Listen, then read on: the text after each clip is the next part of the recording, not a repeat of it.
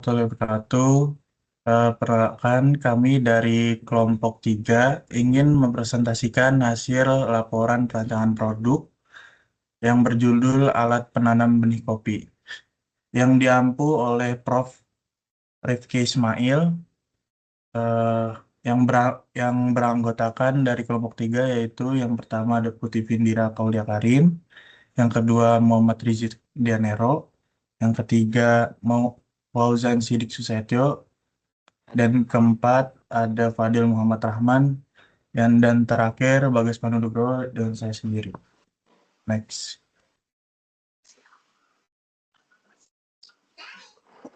Untuk outline dari presentasi kali ini, yang pertama ada latar belakang, yang kedua rancangan produk, yang ketiga identifikasi kebutuhan stakeholder, yang keempat penetapan spesifikasi teknis, dan yang kelima quality function development.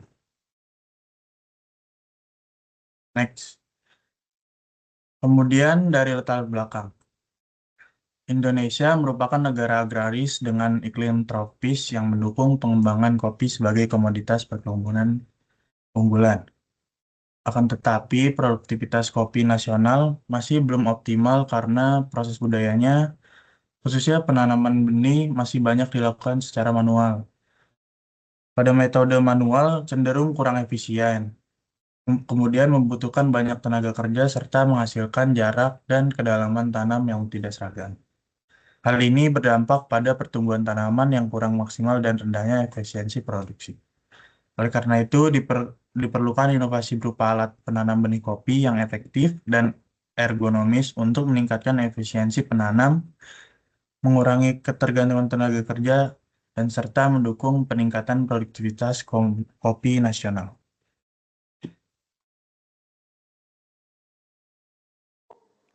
Baik, selanjutnya dari kelompok kami sudah mempunyai solusi. Berikut salah satu alat dari solusi yang kelompok kami temukan. Solusi yang ditawarkan dalam perancangan ini adalah pengembangan alat penanam benih kopi semi mekanis yang dioperasikan dengan sistem walk behind. Alat ini dilengkapi dengan mekanisme pelubang tanah, sistem penyalur benih agar masuk ke lubang tanam, serta pengatur kedalaman dan jarak tanam. Dengan desain yang sederhana dan mudah dioperasikan, alat ini diharapkan mampu mempercepat proses penanaman, mengurangi kebutuhan tenaga kerja, serta meningkatkan efisiensi dan keseragaman tanam pada lahan perkebunan kopi skala kecil hingga menengah. Next. Berikut pernyataan misi produk dari kelompok kami. Dapat dilihat misi dari kami itu alat penanam benih. Deskripsi produknya, alat penanam benih merupakan inovasi alat yang dirancang untuk membantu proses penanaman benih tanaman dengan lebih mudah dan lebih efisien. Alat ini itu berfungsi untuk membuat lubang pada tanah sekaligus membantu proses pemasukan benih ke dalam tanah sehingga proses penanaman dapat dilakukan dengan lebih praktis dan teratur. Pasar primernya yaitu petani dan pelaku usaha perkebunan skala kecil hingga menengah. Lalu pasar sekundernya penggunaan pribadi seperti pada kebun rumah, perkarangan maupun kegiatan budidaya tanaman skala kecil. Asumsi dan batasannya, alat ini mampu membuat lubang tanah dan membantu proses penanaman bersih secara sederhana dengan pengoperasian manual. Stakeholdernya yaitu yang pertama ada petani atau pengguna alat tersebut, yang kedua ada penyedia bahan atau material alat, ketiga ada produsen atau pembuat alat, yang terakhir ada distributor atau pihak pemasaran alat. Next. Lalu selanjutnya ada tujuan produk. Yang pertama tuh memudahkan proses penanaman benih pada lahan pertanian maupun perkebunan sehingga kegiatan penanaman dapat dilakukan dengan lebih efisien. Yang kedua, ada membantu pengguna dalam membuat lubang tanam sekaligus menempatkan benih ke dalam tanah dengan cara yang lebih praktis dibanding metode manual. Yang terakhir, ada mendukung proses penanaman agar lebih rapi dan seragam sehingga kegiatan budidaya tanaman dapat berlangsung dengan lebih efektif. Terima kasih.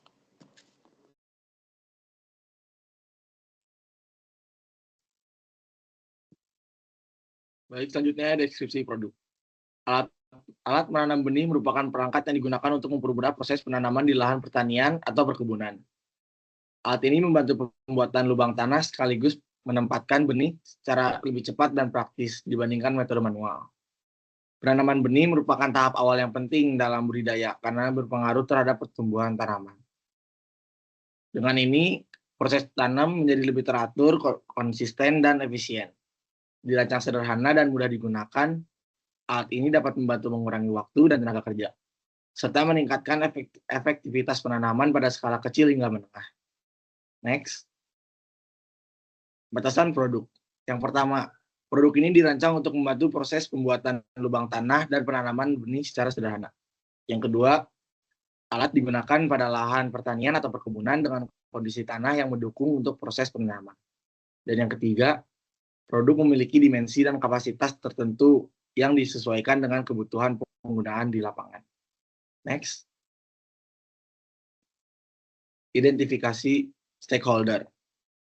Yang pertama, proses identifikasi kebutuhan stakeholder dilakukan untuk mengetahui kebutuhan serta harapan dari pihak-pihak yang terlibat dalam penggunaan maupun pengembangan produk.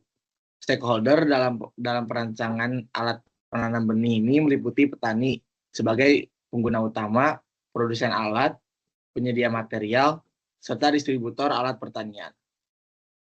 Selanjutnya, melalui proses identifikasi kebutuhan ini, diharapkan alat yang dirancang dapat memenuhi kebutuhan pengguna secara optimal serta memiliki nilai guna yang tinggi dalam kegiatan pertanian.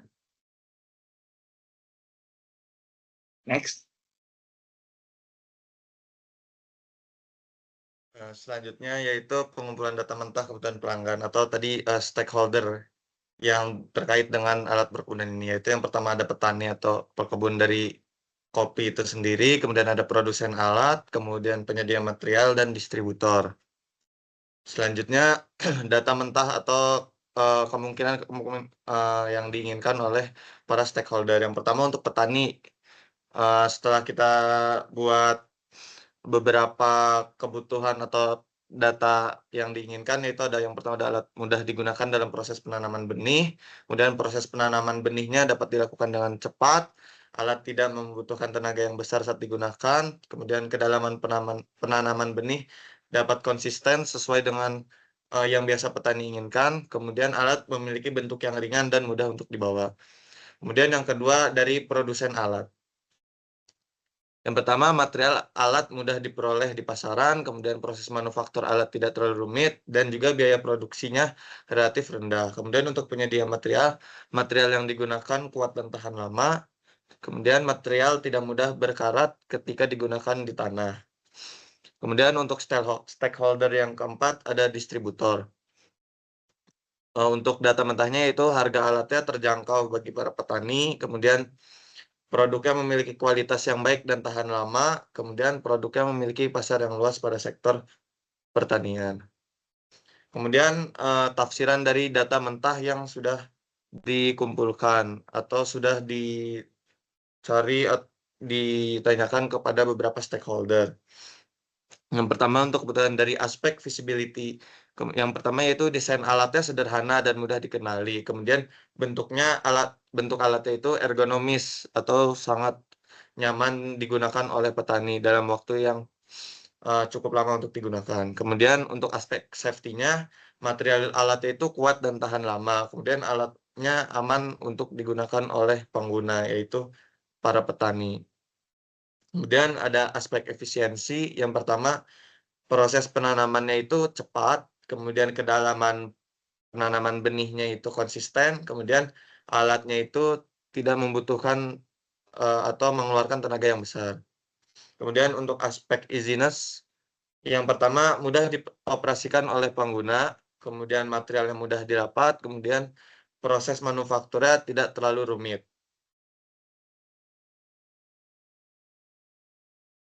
Selanjutnya ada organisasi kebutuhan. Jadi di sini ada kebutuhan dan kepentingan. Untuk kebutuhan yang nomor 2 itu memiliki kepentingan 3, terus kebutuhan nomor 3, nomor 5, nomor 8, nomor 9, nomor 10 itu memiliki kepentingan 4. Untuk kebutuhan 1, kebutuhan 4, kebutuhan 6, dan kebutuhan 7 memiliki kepentingan 5. Next.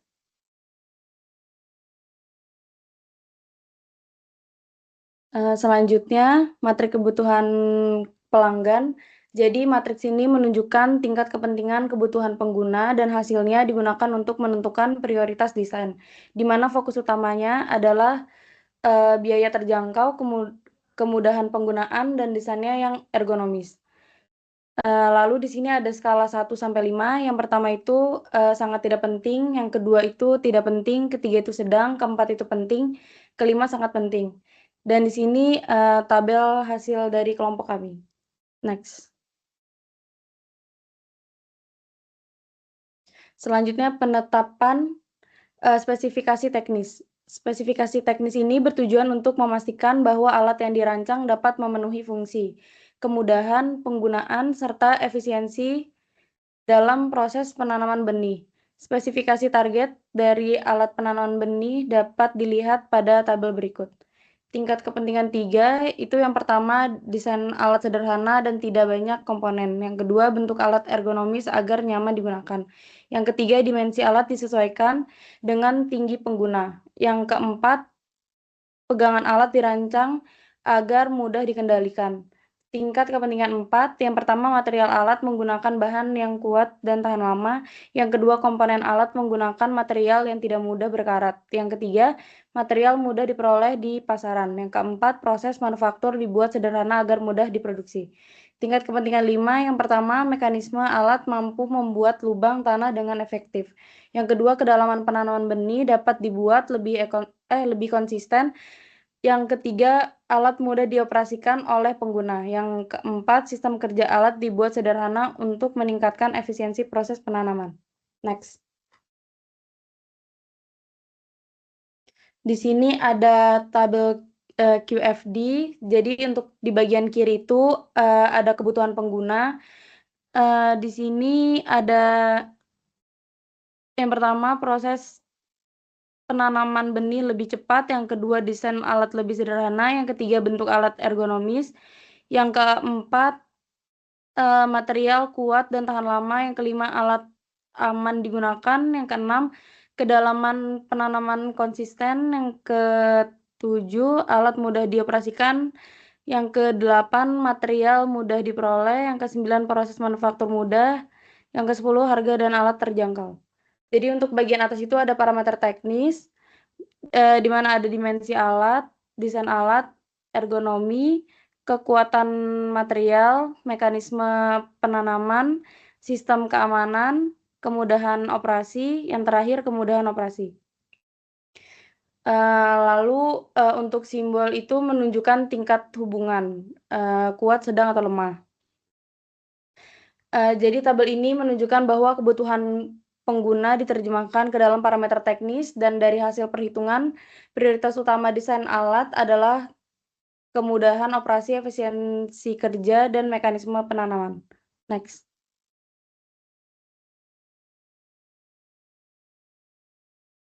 Kemudian selanjutnya ada matriks morfologi, yaitu matriks yang menjelaskan tentang atau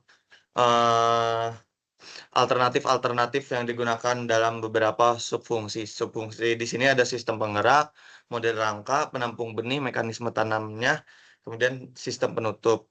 Kemudian masuk langsung ke subfungsi. Yang pertama untuk sistem penggerak. Yang pertama ada A1 itu manual atau didorong, kemudian A2 itu motor listrik atau bensin. Kemudian untuk model rangkanya ditandai atau digantikan dengan B1 yaitu rangka tunggal atau slim. Kemudian B2 rangka kotak atau rigid, kemudian B3 rangka trapesium. Kemudian untuk penampung benihnya atau bentuk tangkinya, yang pertama C1 itu tabung silinder, ya C2 kotak atau box. Kemudian yang C3 corong atau hopper. Kemudian selanjutnya untuk mekanisme tanam atau penjatuh benihnya, D1 yaitu roda berduri atau metering, D2 lengan penyerok, D3 yaitu katup gravitasi. Kemudian sistem penutup atau penguruk tanahnya ada roda penggilas atau roller, kemudian plat penarik, dan juga yang E3 roda samping. Kemudian berdasarkan konsep desain yang sudah dibuat, hasil matriks morfologinya ini ditetapkan sebagai berikut, yaitu konsep A, kombinasi antara A1 ditambah B2 ditambah C2 D1 dan E3. Kemudian untuk konsep B, A1 ditambah B3 ditambah C1 tambah D1 dan E1.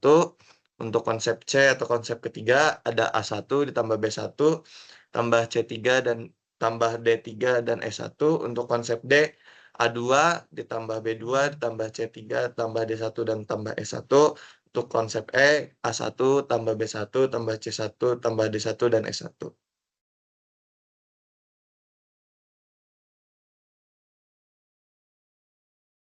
Ini merupakan konsep desainnya. Next. Baik, untuk yang konsep yang pertama itu konsep saya. Yang konsep ini itu merupakan alat bantu penanam benih tipe dorong atau manual push seeder yang bekerja secara manual dengan memanfaatkan tenaga operator sebagai sumber penggerak. Alat ini itu menggunakan konfigurasi 3 roda, yaitu roda 2 di belakang dan 1 roda di depan. Untuk prinsip kerjanya, alat ini mengubah gerakan dorong menjadi putaran roda yang diteruskan ke mekanisme penjatuh sehingga benih dapat keluar secara teratur. Kemudian dijatuhkan ke dalam tanah melalui pembuka alur dan ditutup kembali oleh penutup tanah. Bisa di next. Untuk referensi idenya sebagai berikut, ada 2 referensi. Next.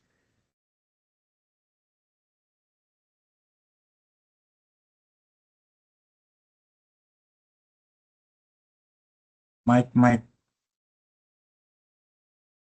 Selanjutnya ada konsep B. Konsep saya di mana prinsip kerjanya yaitu mengubah gerakan translasi atau dorongan menjadi gerakan rotasi pada roda yang kemudian diteruskan ke sistem penjatuh benih sehingga benih dapat keluar secara teratur dan langsung masuk ke dalam tanah. Tidak jauh beda seperti konsep sebelumnya, yaitu ini menggunakan dorongan juga. Untuk komponennya itu ada rangka dan handle, kemudian ada shaft atau poros, kemudian ada mower, kemudian ada roda, kemudian seat planter, dan juga yang terakhir ada spike wheel. Ini merupakan referensi ide dari desain saya.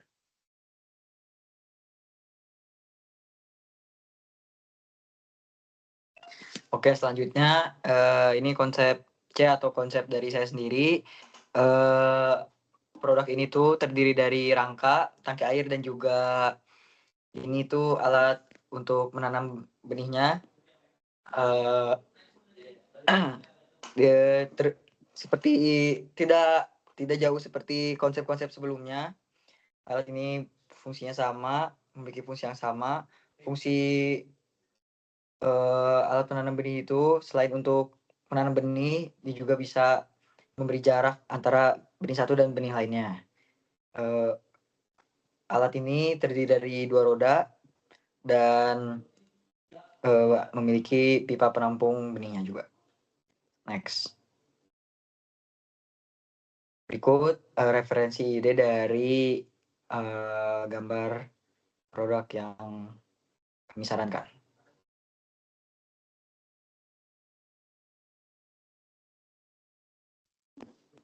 Baik, berikutnya adalah ada konsep D yang dirancang merupakan alat tanam benih tipe dorong yang dioperasikan secara manual. Desain alat ini mengombinasikan rangka dengan sistem sambungan las serta mekanisme pembagi benih berbasis roda gigi untuk mengatur jumlah benih yang keluar.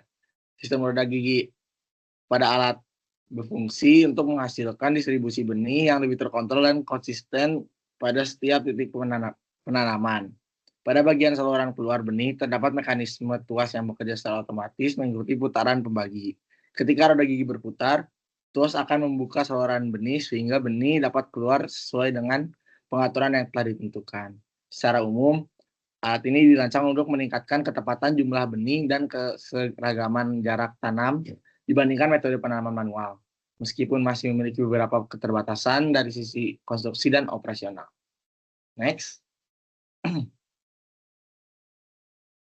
Berikut saya mengambil idenya dari referensi ini. Ada dua, yang kiri dan yang kanan. Oke, next. Selanjutnya itu konsep E yang dibuat oleh saya. Di sini ada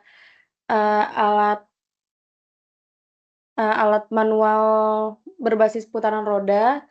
Jadi alat ini bekerja dengan prinsip dorong manual, di mana putaran roda menggerakkan mekanisme penanam sehingga benih dapat jatuh secara teratur dengan jarak yang seragam.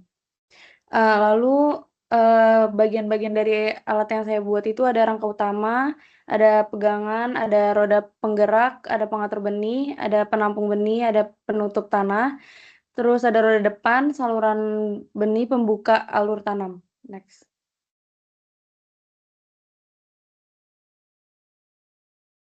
Berikut adalah dimensi dari alat yang saya buat, ada dari tampak atas, tampak kanan, tampak depan, tampak belakang, dan secara keseluruhan. Next.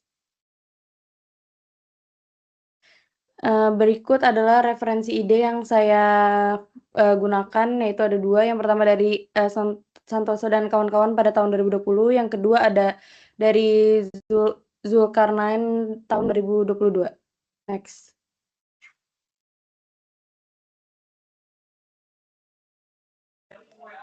Berikut tabel penilaian yang telah kami kelompok 3 buat untuk menilai beberapa saran desain produk yang masing-masing kami telah buat. Bisa dilihat di PPT ini. Untuk konsep yang akan dikembangkan, konsep C. Berikut contoh gambar produknya bisa dilihat di samping tabel. Next. Berikut detail drawing dari konsep terpilih. Bisa dilihat di sini. Next. Ini simulasi unit elemen analisis, hasil simulasi maksimum dari von Mises sebesar 295,044 MPa yang ditunjukkan dengan warna merah pada diagram yang mengindikasikan nilai jauh dari batas kekuatan maksimum material. Sementara itu, von Mises minimum sebesar 109,221 MPa ditunjukkan dengan warna biru pada diagram, menandakan area tanpa pembebanan. Simulasinya bisa dilihat di gambar tersebut. Next. Berikut final technical specification yang telah kami buat. Bisa dilihat di slide ini. Berikut tabel final technical specification yang kelompok 3 telah buat. Bisa di next. Sekian dari kelompok 3 tugas perancangan produk kelas B yang diampu oleh Prof. Rifki Ismail. Terima kasih atas waktunya dan perhatiannya. Terima kasih.